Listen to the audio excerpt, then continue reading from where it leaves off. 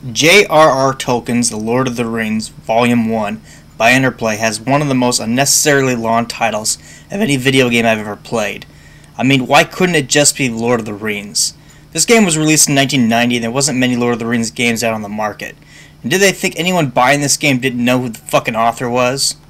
Anyway, the game itself isn't too bad considering when it was made. The CD-ROM version I have includes cutscenes from the Ralph Bakshi animated version of Lord of the Rings, which was made in 1978. Ash Naz Dabatulu. Ash Naz Gimbatul. One ring to rule them all. One ring to find them. One ring to bring them all. And in the darkness bind them. Alright, we get it, Gandalf. Don't get your ratty wizard panties in a twist. When I was a kid, I bought a copy of this game at a local Egghead store. I put a lot of hours into this game, so there's quite a bit I could criticize about it, but I first want to draw your attention to the character portraits. You'd think that the developers would have the common sense to at least attempt to make the characters look like they do in the film, but common sense clearly wasn't required criteria to work at Interplay. I mean, what kind of a crackhead imagined the young Frodo Baggins looking like this? He looks like a 40-year-old with his face smashed in with a hammer.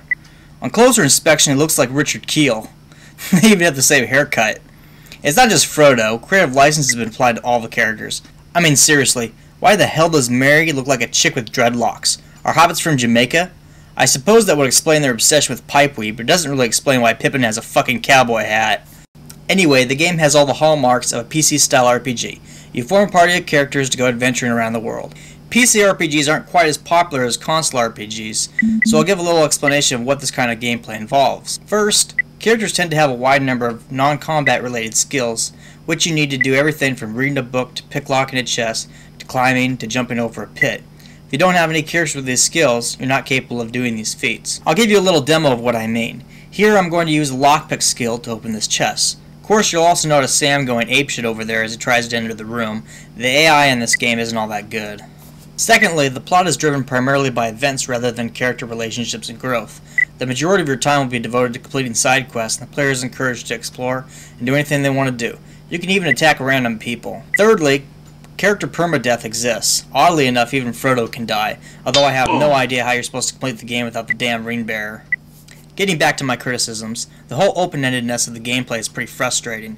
Theoretically, you can interact with the world more than you can in a console game, but only if the programmers allow you to. There's also very few hints on what you can do or where you can go, so you'll spend a lot of time randomly walking around looking for something interesting, so you can dig with your shovel or use perception to look around. Bear in mind, this game was made back in the early 90s, before the internet really took off. Places like Game FAQs existed.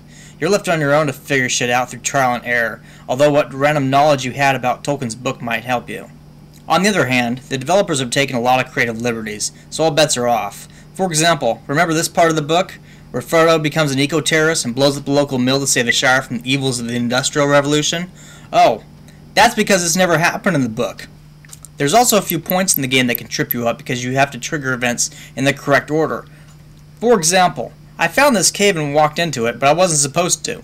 I was supposed to find this ranger and have him warp me to his cave, and then I escaped from it. If I go in before that event, the cave exit will be closed, making it impossible to continue on, because the ring race will show up and proceed to rape all my characters. Now here's my question. Why did the developers even make it possible for me to enter the goddamn cave if I'm not supposed to enter it before the ranger event? I ended up saving right before the ranger finds me, so now there's no possible way for me to move forward. I have to start the whole goddamn game over again, which brings me to my next complaint. You can only have one save state at a time. Every time you start a new game, it deletes the existing save. Why can't I make more than one save? I've got a whole fucking computer hard drive to work with, but the game designers made it so you can only keep one save state at a time. Every time you start a new game, you delete the existing copy.